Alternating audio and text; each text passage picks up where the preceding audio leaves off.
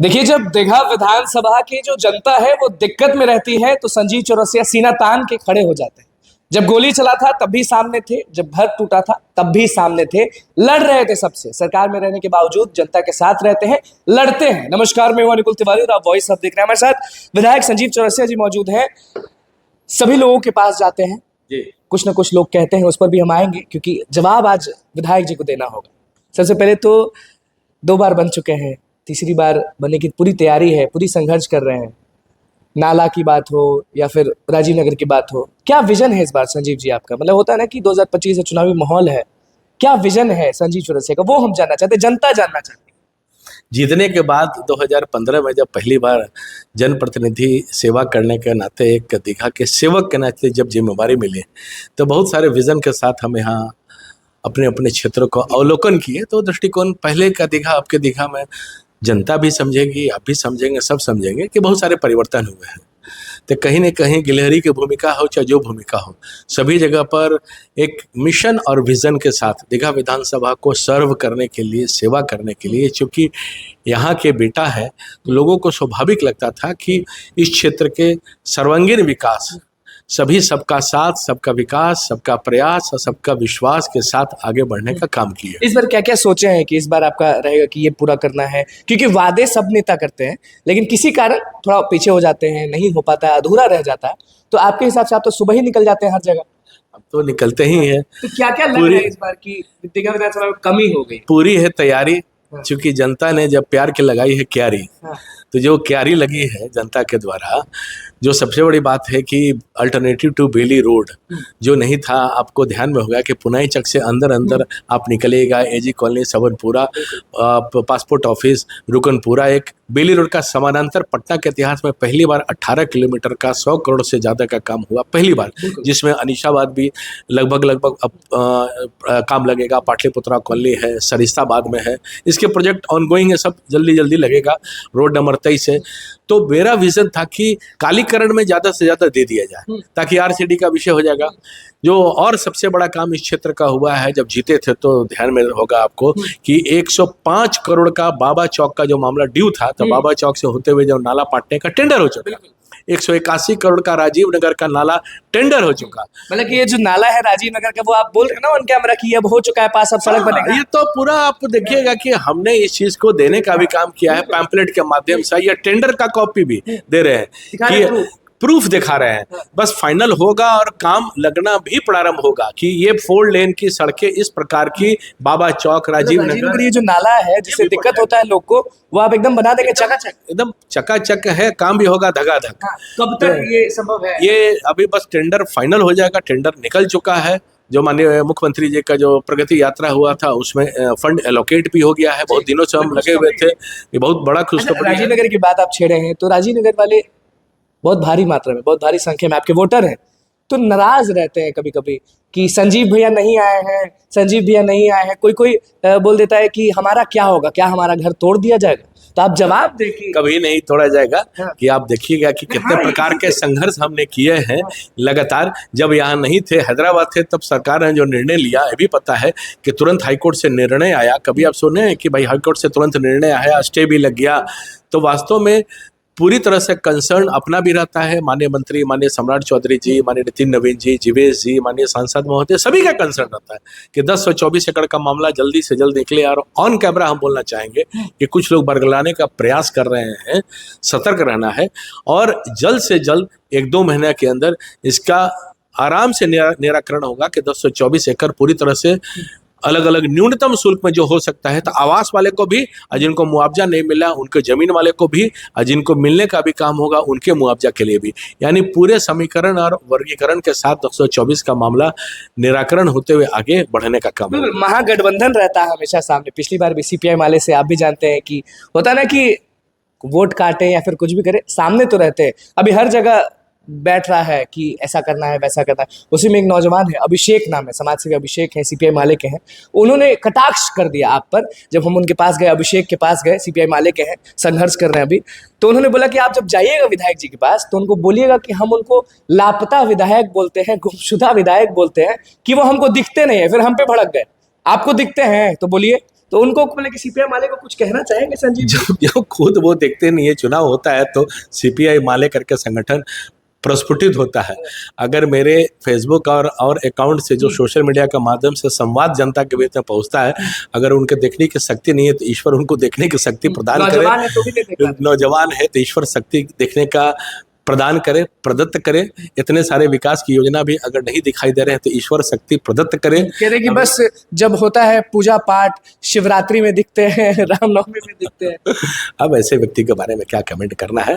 दीघा जिंदाबाद भी हो रहा है तो संजीव जी उससे तो थोड़ा बहुत घबरा रहे होंगे ना दीघा जिंदाबाद से? कोई घबराहट, कोई हड़बड़ाहट नहीं है, क्योंकि जनता का सेवक है, जनता के सेवा में तत्पर रहते हैं सुबह से रात तक है। चुनाव का समय आएंगे, लोग जाएंगे, पर परिणाम और परिणति जो होना है, जनता ही ईश्वर है।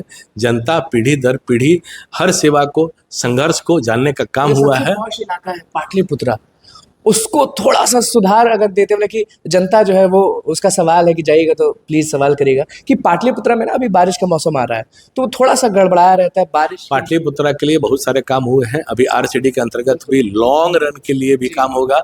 सड़कें का भी हुआ है, पार्कों का भी हुआ है। बुडको से कितना 100 करोड़ का पाटलिपुत्रा के अंदर का अगर देख सकते हैं तो दिखा सकते हैं आप। मेरे साथ जहां भी जो प्रश्न हो ऑन स्पॉट मेरे साथ चल सकते हैं, टॉक और वॉक के साथ टॉक कर सकते हैं। डेवलपमेंट के प्रोग्रेस को आराम से हम दिखा सकते हैं, वहीं से आप लाइव कर सकते हैं जहां भी जो प्रश्न हो। पर क्लैरिफाई करना पड़ेगा कि कौन वार्ड का काम है, कौन वो काम है। जो वार्ड का भी काम है वो दिखाते हैं बहुत मित्र लोग की नहीं हुआ तो ये उनको सजेशन है कि इस प्रकार के ऊंची और कुल मिला के सामाजिक जब रहते हैं तो समाज के परस्पर भाव से ही चलता है।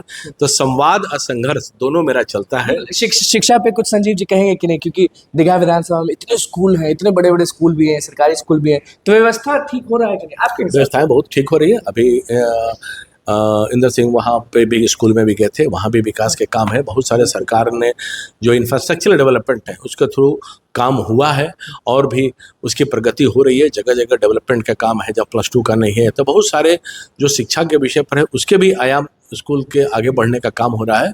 तो स्वाभाविक रूप से हर शैक्षणिक संस्थान, स्वास्थ्य की भी बात है कि वेलनेस सेंटर की भी बात है, हमने कहा है और तुरंत हो भी रहा है। 8-10 वेलनेस सेंटर जल्द से जल्द वेलनेस सेंटर का भी जब प्रक्रिया पूरी हो जाएगी सेवा मिलेगा। नहीं, वो तो है ही। वेलनेस सेंटर जगह जगह पे जहाँ खोलने की बात हो रही है, पटेल नगर, शास्त्री नगर और अलग अलग स्थानों पे, वो सरकार के द्वारा जल्द स्वीकृत होगा। तो बहुत सारी योजनाएं जो है वो प्रक्रिया में है, सरकार का तुरंत स्वीकृति प्रदान। जैसे कि राजीव नगर, बाबा चौक, इतने लंबे समय से सुन रहे थे, परिणाम दिखाई दे रहा है।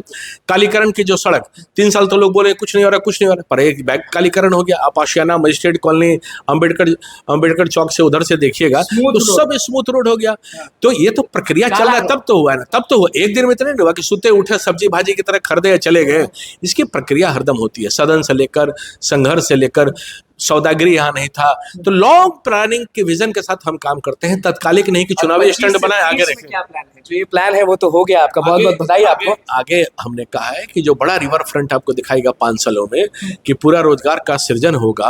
आप पार्टी पुल से लेकर 1.5-2 किलोमीटर तक पूरा ग्रीनरी होगा, जो हम पत्राचार बहुत पहले से कर रहे थे कि रिवर फ्रंट हो। उत्तर बिहार से भी आएंगे तो सबसे बड़ा क्षेत्र आपको दिखाई देगा सौंदर्यीकरण की दृष्टि से। वो एक लंबा प्लान है। और साथ ही साथ जो अभी मुख्यमंत्री समग्र योजना के तहत से लगभग ऐसे बहुत सड़कें दिए गई हैं, करोड़ों के विशेष पैकेज से दिए गए हैं। तो अलग अलग प्रकार से जितने प्रकार के सड़कों का है वो वास्तव में उसकी भी पूरी दिखाई दे रही है। हम ITI के माध्यम से हो, रोजगार सृजन के माध्यम से हो, कितने रोजगार मिले हैं उस चीज को भी बता सकते हैं माध्यम से। ई श्रम कार्ड के माध्यम से कितने लोगों को मिले हैं वो भी बता सकते हैं। आयुष्मान कार्ड है, कोई डर भय नहीं किसी से, विपक्ष क्या समाज के सामने ही, संघर्ष के सामने हम तो लालू यादव के सामने टकरा कर छात्र नेता रहे हैं, विद्यार्थी परिषद से युवा मोर्चा का राष्ट्रीय महामंत्री रहे हैं, सब प्रकार से काम करते आ रहे हैं। बचपन से तो संघ, राष्ट्रीय संघ सेवक संघ के मुख्य शिक्षक। अच्छा, जात पात देखा जाता है कि नहीं संजीव जी? दीघा विधानसभा में होता है ना कि फलना जात हमारे साथ है तो फलना जात वो से। आप समझ रहे हैं हम क्या बोल रहे हैं? हमने कभी इस विषय को नहीं कहा, क्योंकि सब अपने साथ है। जब दीपक वार्ड काउंसलर छोटा भाई खड़ा होता था तो भी सबसे ज्यादा वोट से जीतता था। तो सामाजिक वर्ग में सबके साथ और विकास के साथ, विश्वास के साथ ही निकलते हैं। 25 से 30 नीतीश कुमार ही रहेंगे ना? स्वाभाविक है, सब लोग रहेंगे, वही एनडीए के गठबंधन ही रहेगा। तो आरजेडी ये के युवा तेजस्वी यादव जो है वो गरजते हैं कि नौकरी हमने दी, हमने सब चीज किया, महिलाओं को सम्मान हमने दिलाया, तो कहाँ एनडीए दिखेगा? जब दिखाई नहीं दे रहा है कि मुख्यमंत्री कौन थे, किनके कार्यकाल में सब पारित हुआ, नौकरियों का सृजन और लेखाकृत सब भाव जब रहा है, जब भारतीय जनता पार्टी समन्वय भाव से थी, तो उस समय ही सब सैंक्शन हुए थे और उप मुख्यमंत्री रहते हुए इन्होंने कुछ नहीं किया। उसके साफ परिणाम है कि सब माननीय नीतीश कुमार जी जोर दिया तो हुआ, जोर कितना दिए हैं, तो पहले क्यों नहीं जोर दिए कि जब पहले थे तो जोर और सीना जोर करके जो तैयारी मंगवाने का काम कर रहे हैं।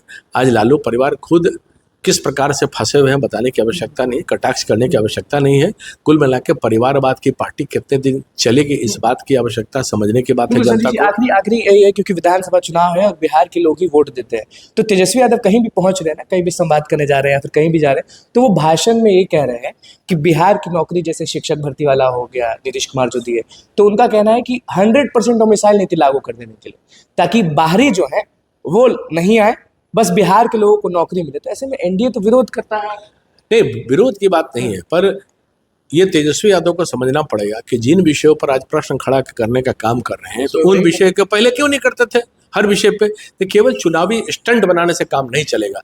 बिहार की जनता समझती है कि उनके कार्यकाल में क्या क्या हुए हैं, किस प्रकार से लूट डकैत हत्याकांड का क्या क्या रहे हैं, उनके परिवार के लोग बताने का काम कर रहे हैं। आज खुलेआम बता रहे हैं कि सीएम हाउस किस प्रकार से किडनैपिंग होता था, तो फिर से वो बिहार की जनता को दोहराना चाहते हैं क्या, ये बताने का काम। मान लीजिए दीघा विधानसभा में होगा तो एक्शन तो होता है ना, जल्दी जल्दी एक्शन भी करते हैं और सबके साथ करते हैं। तो स्वच्छ दीघा, स्वस्थ दीघा, उभरता दीघा, संवरता दीघा, पूरी हमने कहा ना कि जनता की जब प्यार की लगी है क्यारी, तो हर चीज के है तैयारी।